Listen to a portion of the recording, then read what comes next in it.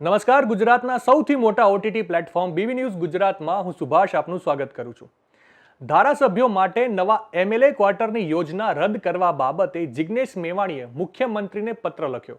જિગ્નેશ મેવાણીએ લખ્યું છે કે સવિનય સાથે જણાવવાનું કે ગાંધીનગરમાં સેક્ટર 17 ખાતે ધારાસભ્યો માટે કરોડોના ખર્ચે નવા ક્વાર્ટર બની રહ્યા છે. એનો હું સખત વિરોધ નોંધાવી રહ્યો છું. જિગ્નેશ મેવાણીએ લખ્યું, આપ જાણો છો એમ દરેક ધારાસભ્યો પાસે પોતાના પરિવારના મકાનો છે જ, અને વિધાનસભાનું સત્ર 365 દિવસમાંથી બંને સત્ર મળીને માંડ 40 દિવસનું હોય છે. મતલબ કે કોઈ ધારાસભ્ય સદસ્ય નિવાસમાં એટલે કે એમએલએ ક્વાર્ટરમાં 365 માંથી 100 દિવસ પણ રહેતા કે રોકાતા નથી.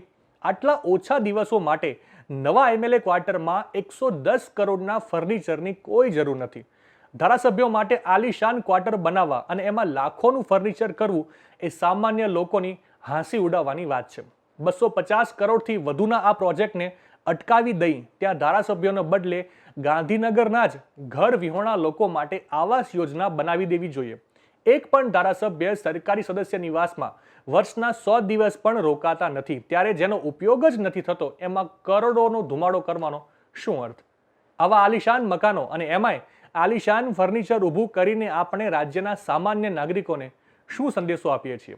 ઘણીવાર એમએલએ ક્વાર્ટરમાં ફરજ બજાવતા કોન્ટ્રાક્ટ અને આઉટસોર્સિંગના કર્મચારીઓને લઘુત્તમ વેતન ચૂકવવા રાજ્ય સરકાર તૈયાર જ નથી હોતી, અને બીજી તરફ આટલો કરોડોનો ધુમાડો.